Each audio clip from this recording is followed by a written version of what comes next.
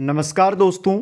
हम देख रहे थे कक्षा 6 से लेकर कक्षा 12 तक का राजस्थान अध्ययन। दोस्तों आज हमारी कक्षा 8 के अध्याय नंबर 3 की क्लास रहेगी और अध्याय है हमारा आधुनिक राजस्थान का निर्माण, मतलब राजस्थान का एकीकरण जो 7 चरणों के अंदर हुआ वो दोस्तों आज की इस क्लास के अंदर देखेंगे और वो संपूर्ण जानकारी आपको साथ में मैं दूंगा जो आपके क्वेश्चन बनकर आ सकती है। दोस्तों जो कक्षा 8 के अंदर है उसके अतिरिक्त जो भी क्वेश्चन बनते हैं वो भी साथ के अंदर यहां पर ऐड किए गए हैं, इसलिए इस क्लास को आप जरूर एक बार अंत तक देखें। और जो भी साथी हमारे साथ जुड़ते हैं, प्रतिदिन क्लास लेते हैं, वो अपने मित्रों को भी हमारे साथ जोड़ने का प्रयास करें।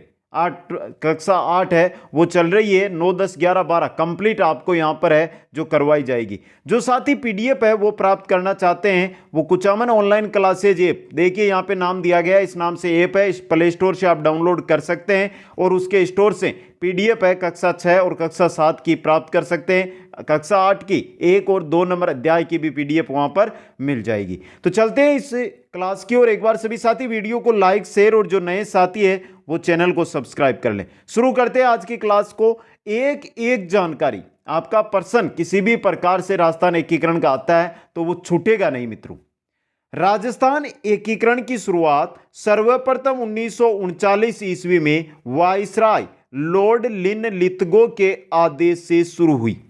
तो सर्वप्रथम जो राजस्थान एकीकरण की शुरुआत है वो 1939 में हो चुकी है मित्रों। आदेश किसने दिया था? उस समय के वाइसराय लॉर्ड लिनलिथगो ने आदेश दिया था।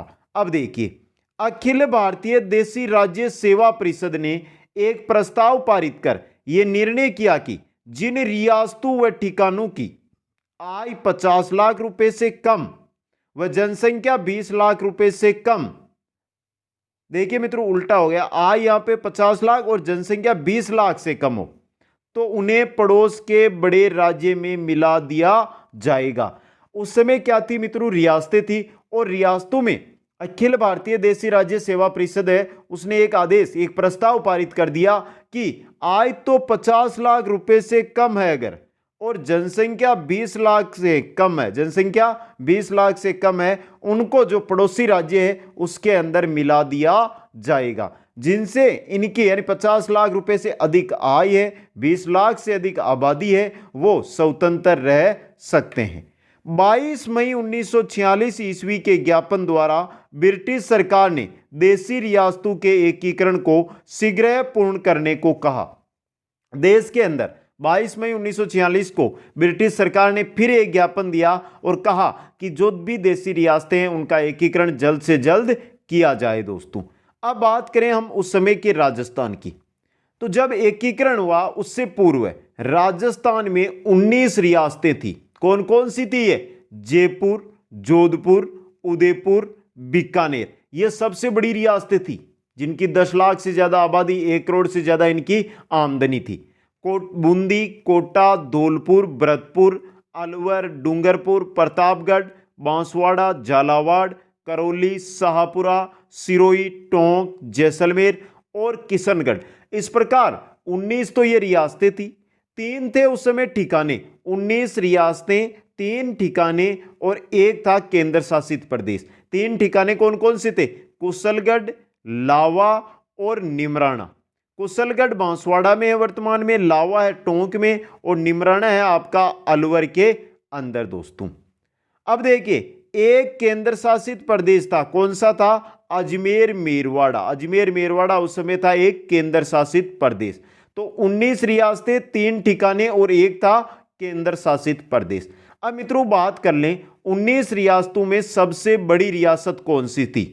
तो देखिए सबसे बड़ी रियासत उस समय थी आपकी जोधपुर रियासत। कौन सी थी? जोधपुर। क्षेत्रफल के अंदर बात किस में कर रहे हैं? क्षेत्रफल में। क्षेत्रफल में सबसे बड़ी जोधपुर या मारवाड़ रियासत। सबसे छोटी रियासत कौन सी थी? शाहपुरा, यानी क्षेत्रफल में सबसे छोटी शाहपुरा।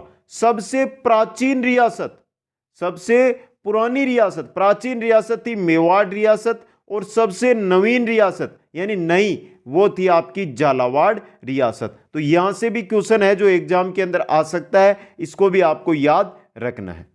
राजस्थान के एकीकरण के समय केवल जोधपुर, जयपुर, मेवाड़ और बीकानेर की आबादी 10 लाख से अधिक व आय 1 करोड़ थी। यह भी इंपॉर्टेंट है। निम्न में से एकीकरण के समय किसकी आय 1 करोड़ से कम, 1 करोड़ से अधिक नहीं थी? 3 तो ये दे देंगे, जोधपुर, जयपुर, मेवाड़, और 1 दे दिया आपको बांसवाड़ा।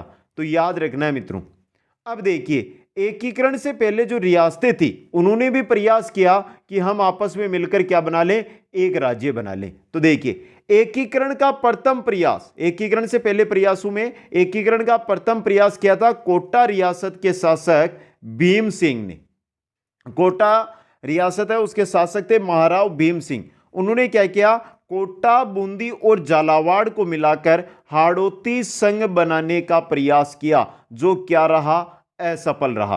तो हाड़ौती संघ बनाने का प्रयास किसने किया था? महाराव भीम सिंह ने। किन किन रियासतों को मिलाकर? कोटा, बूंदी और झालावाड़ रियासत को मिलाकर। इनके बाद डूंगरपुर के महारावल लक्ष्मण सिंह ने डूंगरपुर, बांसवाड़ा और प्रतापगढ़ को मिलाकर बांगड़ संघ बनाने का प्रयास किया, लेकिन यह भी क्या रहा, असफल रहा। तो पहला कोटा के महाराव भीम सिंह ने, दूसरा डूंगरपुर के महारावल लक्ष्मण सिंह ने डूंगरपुर, बांसवाड़ा व प्रतापगढ़ को मिलाकर बांगड़ संघ बनाने का असफल प्रयास किया। आगे चलिए मित्रों, नेक्स्ट प्रयास किया मेवाड़ के महाराणा भूपाल सिंह ने। 25 व 26 जून को इन्होंने 25-26 जून 1946 को उदयपुर में एक सम्मेलन बुलाया। किसने? मेवाड़ महाराणा भूपाल सिंह ने, जिसमें राजस्थान, गुजरात और मालवा के 22 शासकों ने भाग लिया था। जो भूपाल सिंह ने सम्मेलन बुलाया उसमें 22 शासकों ने भाग लिया, और यहां पर महाराणा भूपाल सिंह ने राजस्थान यूनियन बनाने का क्या रखा, प्रस्ताव रखा। और के एम मुंशी को इसका संवैधानिक सलाहकार है जो नियुक्त किया गया। तो राजस्थान यूनियन बनाने का जो प्रयास भूपाल सिंह ने किया, उसका संवैधानिक सलाहकार किसको बनाया गया? के एम मुंशी को। अब देखिए, इसी के अंतर्गत 23 मई 1947 को, अगले साल, वापस इन रियासतों का पुनः सम्मेलन आयोजित हुआ, लेकिन जयपुर, जोधपुर और बीकानेर शासकों की हठधर्मिता के कारण यह प्रयास भी क्या हो जाता है, एकीकरण का असफल हो जाता है दोस्तों। उसी समय क्या था कि रियासती विभाग का गठन कर दिया गया था 1947 में। अब देखिए मित्रों, क्या था यह रियासती विभाग? देखिए, 5 जुलाई 1947 को रियासती विभाग का गठन किया गया, जिसका अध्यक्ष बनाया गया सरदार वल्लभ भाई पटेल को, सचिव बनाया गया वीपी मेनन को। तो रियासती विभाग का गठन कब हुआ? 5 जुलाई 1947 को। अध्यक्ष किसको बनाया गया? सरदार वल्लभ भाई पटेल को। रियासती विभाग का सचिव बनाया गया वीपी मेनन को। अब मित्रों, रियासती विभाग का गठन किया गया, जो भी रियासतें हैं उनका एकीकरण करें या उनको स्वतंत्र छोड़े, उसके लिए दोस्तों इस विभाग यानी रियासती विभाग के निर्णयानुसार स्वतंत्र भारत में वही रियासतें अपना पृथक अस्तित्व रख सकती थी, यानी कि स्वतंत्र रह सकती थी। कौन सी? जिनकी न्यूनतम आय 1 करोड़ रुपए वार्षिक हो और जिनकी जनसंख्या है वो 10 लाख या उससे अधिक हो। तो रियासती विभाग ने निर्णय लिया कि जिस भी रियासत की आय 1 करोड़ रुपए से अधिक है, जनसंख्या 10 लाख से अधिक है, वो क्या कर सकती है? स्वतंत्र रह सकती है दोस्तों। आगे देखिए मित्रों, 16 जुलाई 1947 को भारतीय स्वतंत्रता अधिनियम पारित किया गया। 16 जुलाई 1947 को भारतीय स्वतंत्रता अधिनियम पारित किया गया। इस अधिनियम की धारा 8, इस अधिनियम की धारा कौन सी है? 8 के तहत देशी रियासतों से जो ब्रिटिश सर्वोच्चता थी वो क्या कर दी गई? समाप्त कर दी गई।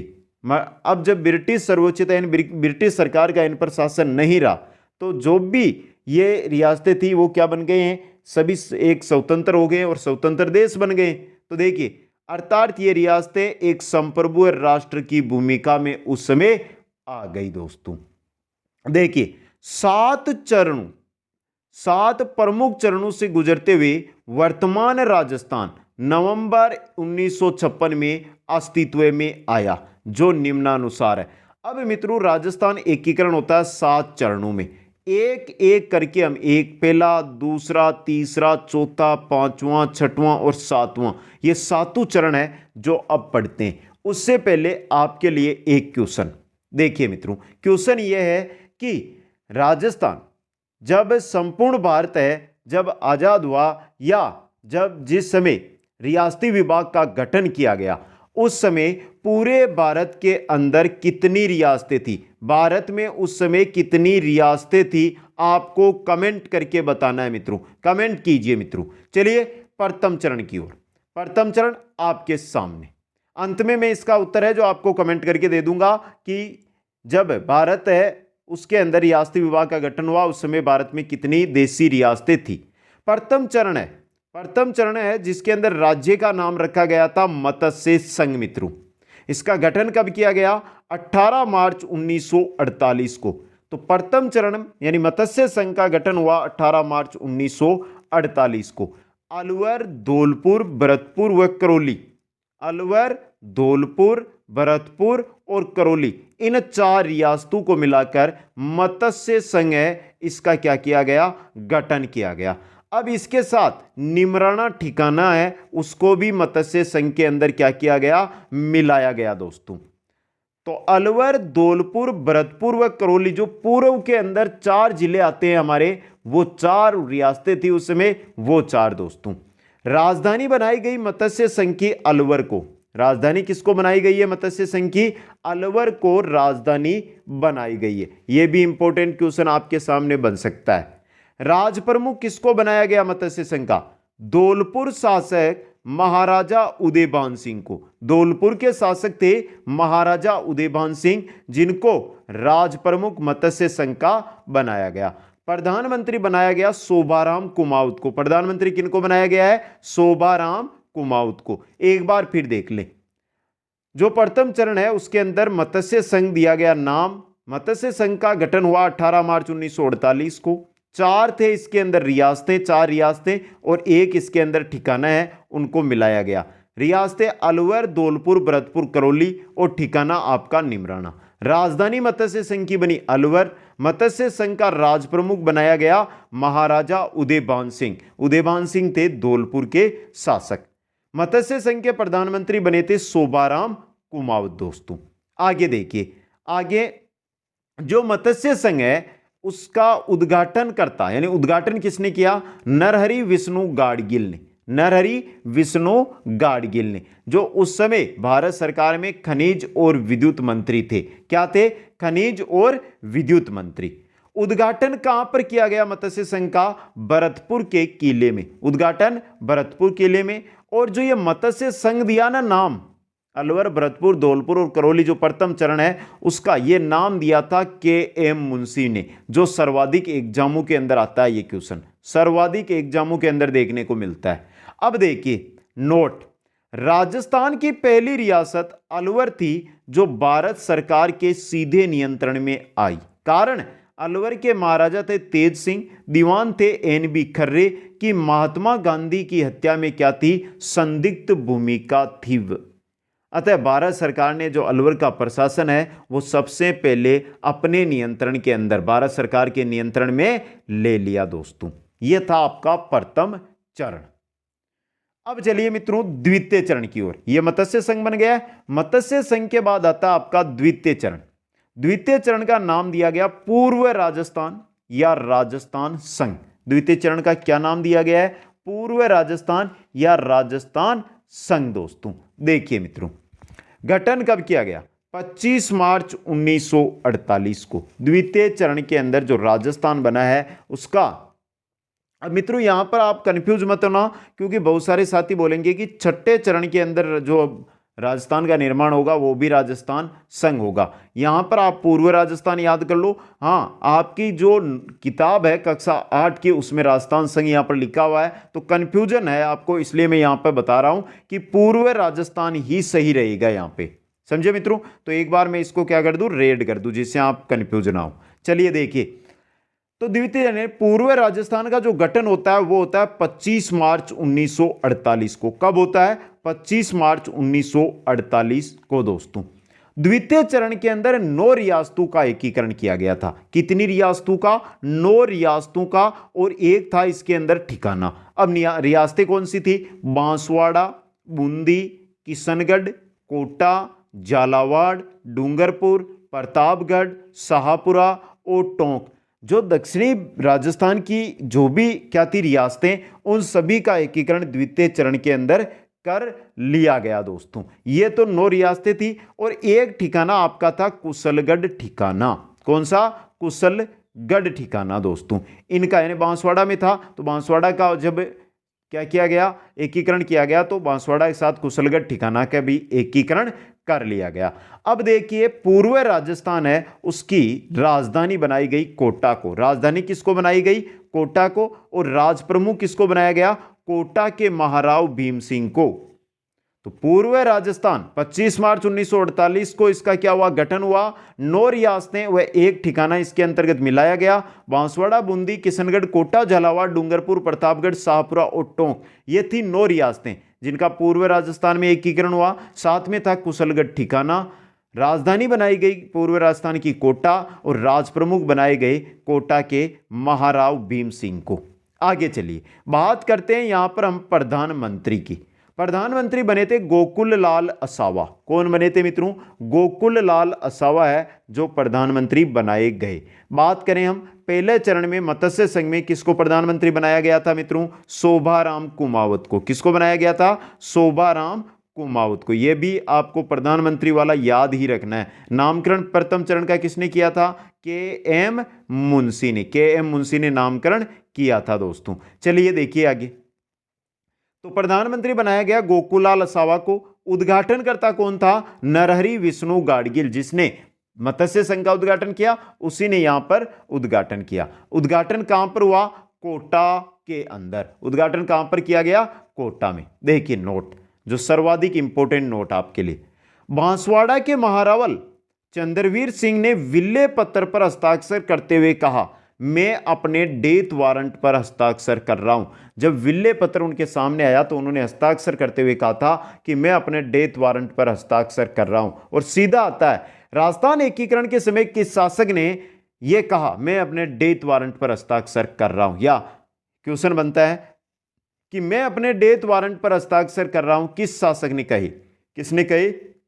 चंद्रवीर सिंह ने। महारावल चंद्रवीर सिंह जो बांसवाड़ा के शासक थे दोस्तों। यह था द्वितीय चरण। चलिए तृतीय चरण की ओर। तृतीय चरण आता है जिसका नाम क्या दिया गया है? संयुक्त राजस्थान। तृतीय चरण को क्या नाम दिया गया? राज्य का नाम को संयुक्त राजस्थान। देखिए गठन 18 अप्रैल 1948 को। 25 मार्च 1948 को बना था पूर्व राजस्थान। उसके बाद 18 अप्रैल 1948, लगभग ये मान के चलो कि आप 25 दिन के बाद यह बनता है दोस्तों। अब देखिए इसके अंदर रियासतें कौन कौन सी थी। संयुक्त राजस्थान में उदयपुर यानी मेवाड़ का विलय। संयुक्त राजस्थान में जो 9 रियासतें थी हमारी, बांसवाड़ा, डूंगरपुर, प्रतापगढ़, कोटा, बूंदी, झालावाड़, टोंक, किशनगढ़, शाहपुरा और कुशलगढ़ ठिकाना, इनके साथ अब क्या कर दिया? 9 तो वो रियासतें और एक मिला दिया गया मेवाड़ को। तो कुल रियासतें कितनी हो गई? यहां पे 10 रियासतें यहां पर हो जाती है दोस्तों। और एक जो ठिकाना है आपका, एक ठिकाना भी तो है ना, कुशलगढ़ जो मिला है वो भी साथ ही है मित्रों, ये थोड़ी अलग हो गया है। अब देखिए राज प्रमुख किसको बनाया गया है? मेवाड़ के भूपाल सिंह को। मेवाड़ के जो भूपाल सिंह है उनको बनाया गया राज प्रमुख। साथ के अंदर मित्रों जानकारी दे दूं आपको, 2 उपराज प्रमुख भी बनाए गए। देखिए उपराज प्रमुख की अगर हम बात करें तो मित्रों द्वितीय चरण के अंदर भी बने थे वरिष्ठ और कनिष्ठ उपराज प्रमुख, और तृतीय चरण के अंदर तीसरे चरण में भी बने। तो द्वितीय चरण के अंदर किनको बनाया गया था? द्वितीय चरण के अंदर वरिष्ठ जो उपराज प्रमुख बने थे वो बने थे बूंदी के बहादुर सिंह, और कनिष्ठ बने थे वो बने थे डूंगरपुर के लक्ष्मण सिंह। बात करते हैं तृतीय चरण में उपराज प्रमुख की, तो यहां पर 3 बन गए। उपराज प्रमुख बनाए गए, वो बनाए गए महाराव भीम सिंह कोटा को। वरिष्ठ बनाए गए महाराव बहादुर सिंह जो बूंदी से थे, और कनिष्ठ बनाए गए, वो बनाए गए महारावल लक्ष्मण सिंह जो डूंगरपुर के थे दोस्तों। प्रधानमंत्री बनाए गए यहां पर माणिक्यलाल वर्मा। जिनके बारे में हमने लास्ट क्लास 1 में, क्लास 2 में, दोनों के अंदर अध्ययन किया है। अध्याय 1 और अध्याय 2 में माणिक्यलाल वर्मा हमारे आ चुके हैं।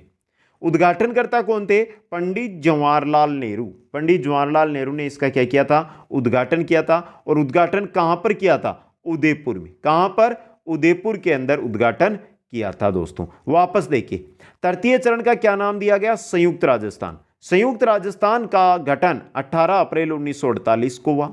संयुक्त राजस्थान में उदयपुर मेवाड़ का क्या किया गया? विलय किया गया। उदयपुर मेवाड़, उदयपुर यानी संयुक्त राजस्थान के साथ है जो उदयपुर और मेवाड़ को मिला दिया गया। कुल 10 रियासतें यहां पे हो गई। एक कुशलगढ़ ठिकाना भी था। राज प्रमुख मेवाड़ के भूपाल सिंह बने। प्रधानमंत्री माणिक्यलाल वर्मा को बनाया गया। उद्घाटनकर्ता पंडित जवाहरलाल नेहरू थे। और उद्घाटन कहां पर किया गया? उदयपुर के अंदर।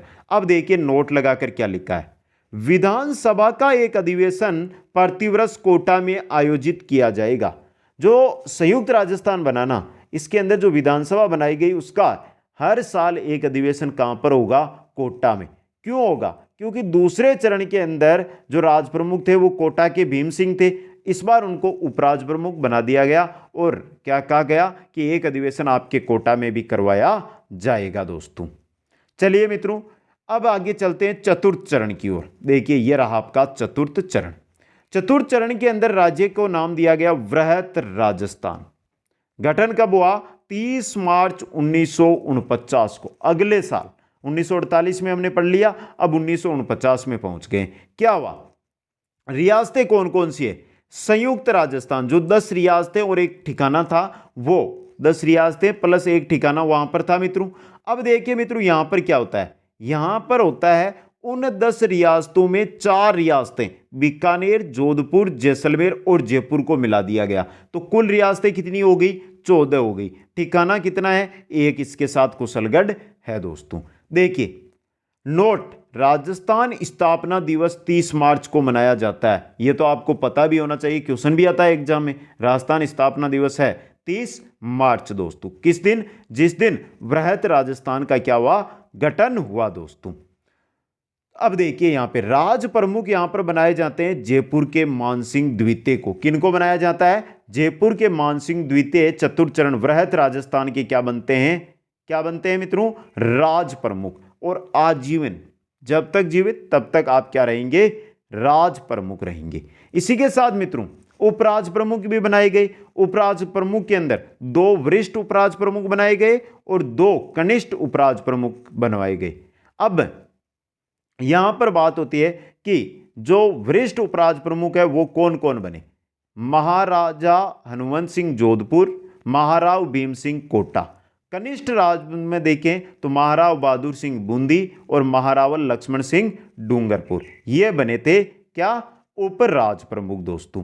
अब यहां पे एक क्वेश्चन, यहां पे राज प्रमुख तो जयपुर के मानसिंह द्वितीय बने, लेकिन हमने एक चीज छोड़ दी। यहां पर जो है वृहत राजस्थान है ना मित्रों, यहां पर एक पद और बनाया गया था। क्या था वो? महाराज प्रमुख। क्या बनाया गया था? महाराज प्रमुख मित्रों। यह पद किसको दिया गया? यह इंपॉर्टेंट है आपके लिए। यह मेवाड़ के शासक कौन थे? भूपाल सिंह, उनको दिया गया। इनके नीचे यानी मुख्य बनाया गया महाराज प्रमुख भूपाल सिंह को। उसके बाद राज प्रमुख जयपुर के मानसिंह द्वितीय को आजीवन के लिए बनाया गया दोस्तों। आगे चलिए मित्रों, आगे देखते हैं प्रधानमंत्री। प्रधानमंत्री किनको बनाया गया है? हीरालाल शास्त्री को प्रधानमंत्री बनाया गया है। अब देखिए ये महाराज प्रमुख यहां पे आ गए, महाराणा भूपाल सिंह को बनाया गया। आगे देखिए चतुर्थ चरण के बारे में। चतुर्थ चरण उद्घाटनकर्ता कौन है? सरदार वल्लभ भाई पटेल। उद्घाटनकर्ता कौन है? सरदार वल्लभ भाई पटेल। तो चौथा चरण हम पढ़ रहे हैं। पहला चरण, दूसरा चरण है उनका उद्घाटन किया था नरहरि विष्णु गाडगिल ने। तीसरे चरण का जवाहरलाल नेहरू ने। चौथे चरण का उद्घाटन कौन कर रहा है? वल्लभ भाई पटेल दोस्तों। उद्घाटन कहां पर किया? जयपुर के अंदर। अब देखिए यहां पर जो आज हम पढ़ते हैं ना कि राजधानी जयपुर है, हाईकोर्ट जोधपुर है, शिक्षा विभाग है जो बीकानेर है, वन एवं सहकारिता कोटा है, खनिज विभाग है उदयपुर है, ये वहां पर क्यों है? तो सत्यनारायण राव समिति की सिफारिशों के आधार पर जब चतुर्थ चरण बना, जब वृहत राजस्थान बना, उस समय राजधानी जयपुर को दी गई, हाईकोर्ट जोधपुर को दिया गया, शिक्षा विभाग बीकानेर को दिया गया, वन एवं सहकारिता कोटा को दी गई और खनिज विभाग किसको दिया गया, उदयपुर को दिया गया। दोस्तों इंपॉर्टेंट चीज है आपके लिए। आगे चलिए, नेक्स्ट आता है हमारा पंचम चरण। देखिए पंचम चरण, राज्य का नाम क्या दिया गया पंचम चरण में, संयुक्त वृहत राजस्थान। वृहत राजस्थान था चौथे चरण में, अब उसके साथ क्या कर दिया गया, संयुक्त। अब देखिए गठन कब हुआ संयुक्त वृहत राजस्थान का, 15 मई 1949 को। संयुक्त वृहत राजस्थान, जिसको हम वृहत्तर राजस्थान भी कहते हैं, वृहत्तर राजस्थान। तो देखिए इसका गठन होता है 15 मई 1949 को। रियासतें देखिए, वृहत राजस्थान में मत्स्य संघ का विलय कर दिया। 14 रियासतें थी ना हमारे वृहत राजस्थान के अंदर, 10 रियासतें पहले थी, फिर जयपुर, जोधपुर, बीकानेर और जयपुर आ गई, तो ये कितनी हो गई, 14 हो गई। 14 के अंदर जो मत्स्य संघ की 4 रियासतें हैं उनको और मिला दिया। किसकी सिफारिश पर, शंकर देवराव समिति की सिफारिश पर। और यही क्वेश्चन आया था कि मत्स्य संघ का विलय वृहत राजस्थान में किस समिति की सिफारिश पर किया गया, शंकर देवराव समिति। 3 या 4 एग्जामों में अब तक ये क्वेश्चन आ चुका है। शोभाराम कुमाऊत को शास्त्री मंत्रिमंडल में शामिल किया गया, क्योंकि मत्स्य संघ के प्रधानमंत्री थे शोभाराम कुमाऊत। इनको क्या किया गया, जो शास्त्री मंत्रिमंडल है उसमें शामिल किया गया। और यहां पर कृषि विभाग है ना, वो किसको दे दिया गया, भरतपुर को दे दिया जाता है। दोस्तों जो सत्यनारायण राव समिति के आधार पर विभागों का बंटवारा किया गया था, तो वो विभाग, कृषि विभाग बचा था, वो भरतपुर को दे दिया। यह था पंचम चरण, संयुक्त वृहत राजस्थान। आगे चलिए षष्ठम चरण। षष्ठम चरण है जिसमें राज्य का नाम दिया गया राजस्थान संघ। दोस्तों गठन कब हुआ, 26 जनवरी 1950 को। कब, 26 जनवरी 1950 को। रियासतें देखिए, सिरोही के अंदर देलवाड़ा व आबू क्षेत्र को छोड़कर सिरोही का विलय है जो कर लिया जाता है। सिरोही बाकी थी तो सिरोही का विलय, लेकिन अभी भी आबू देलवाड़ा, अजमेर मेरवाड़ा, ये 2 बाकी है ना मित्रों। तो आबू देलवाड़ा को छोड़कर बाकी जो सिरोही है उसका विलय है जो कर लिया जाता है, जो संयुक्त वृहत राजस्थान है उसके अंदर। हीरालाल शास्त्री को राजस्थान का मनोनीत मुख्यमंत्री यहां पर बनाया जाता है। जैसे षष्ठम चरण होता है तो हीरालाल शास्त्री को राजस्थान का मनोनीत मुख्यमंत्री है जो बना दिया जाता है। आगे चलिए बात करते हैं अंतिम यानी सप्तम चरण की। देखिए राज्य का नाम दिया गया राजस्थान या वर्तमान राजस्थान या आधुनिक राजस्थान, जो हम आज पढ़ रहे हैं ना, आधुनिक राजस्थान का एकीकरण, वही चीज। दोस्तों गठन कब हुआ, 1 नवंबर 1956 को। कब हुआ है, 1 नवंबर 1956 को। आबू देलवाड़ा और अजमेर मेरवाड़ा को राजस्थान संघ में मिलाकर आधुनिक राजस्थान का निर्माण किया गया। आबू देलवाड़ा और अजमेर मेरवाड़ा। मध्य प्रदेश का जो सुनेल टप्पा है जो वर्तमान में झालावाड़ में, को भी किस में मिलाया गया, राजस्थान में मिलाया गया। और जो कोटा का सिरोज क्षेत्र है वो किसको दिया गया, मध्य प्रदेश को दिया गया। ये हुआ सप्तम चरण के अंदर। दोस्तों अब यहां पे मित्रों 1 नवंबर 1956 को बात की जाए कि 1 नवंबर 1956 को राजस्थान में जिलों की संख्या कितनी थी, कितने जिले थे, 25 जिले थे। और इसी दिन 26वां जिला बनाया गया। कौन सा जिला बना, वो बनाया गया था अजमेर को। किसको, अजमेर को। इंपॉर्टेंट क्वेश्चन है ये।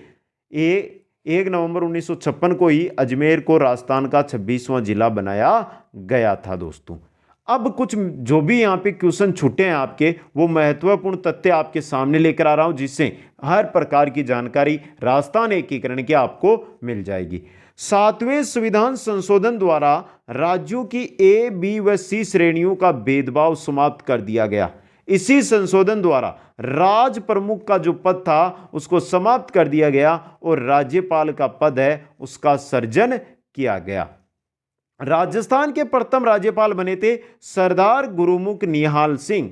सरदार गुरुमुख निहाल सिंह राज्य के पहले राज्यपाल बने। दोस्तों आगे देखिए नेक्स्ट है हमारा, वो है राजस्थान एकीकरण पूर्ण हुआ उस समय राजस्थान के मुख्यमंत्री मोहनलाल सुखाड़िया थे।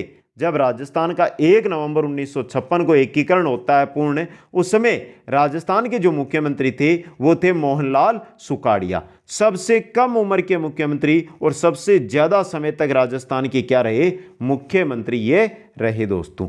बीकानेर के शासक शार्दुल सिंह ने सबसे पहले भारत में विलय की घोषणा की थी। जो भारत में विलय की बात करें अगर हम, तो अलवर को तो क्या किया था, अलवर का प्रशासन तो भारत सरकार ने खुद के अंदर लिया था दबाव में, लेकिन बीकानेर के शासक थे शार्दुल सिंह, उन्होंने खुद जाकर क्या की, भारत में विलय की घोषणा की दोस्तों। अब देखिए आगे यहां पे एक चीज है, लावा ठिकाने के बारे में हमने नहीं पढ़ा था ना, तो चतुर्थ जो चरण आता है हमारा, चतुर्थ चरण आता है ना, चतुर्थ चरण था हमारा जिसके अंदर वृहत राजस्थान का हमने निर्माण किया था, जयपुर जोधपुर बीकानेर को संयुक्त राजस्थान में मिलाया था। उससे पहले लावा ठिकाना है जो जयपुर रियासत के अंदर मिला लिया जाता है।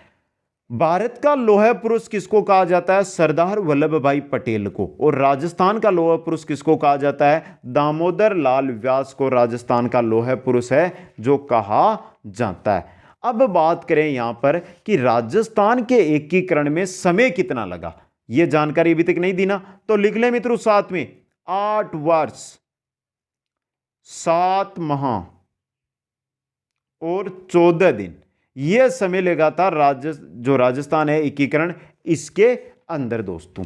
अब बताइए मित्रों, जब रियासती विभाग का गठन हुआ उसके अंदर राजस्थान में कुल कितनी देशी रियासतें थी, तो उस समय राजस्थान नहीं भारत में उस समय 562 रियासतें थी। कितनी थी, 562 रियासतें। 8 वर्ष 7 माह और 14 दिन का समय लगा राजस्थान के एकीकरण में। यह थी आज की क्लास। अब कमेंट करना आपकी है कि आपको यह क्लास कैसी लगी, शेयर करना आपका काम है। मेरा अनुरोध है मित्रों कि मेरे साथ ज़्यादा से ज़्यादा साथी आप जोड़ो, यही आशा रखता हूं हर क्लास के साथ, और आज की क्लास के साथ आपसे आशा रखता हूं कि आज शेयर जरूर करेंगे। वीडियो को लाइक शेयर, और जो भी नए साथी है चैनल को सब्सक्राइब करें। आप सभी को बहुत बहुत धन्यवाद। जय हिंद, जय भारत।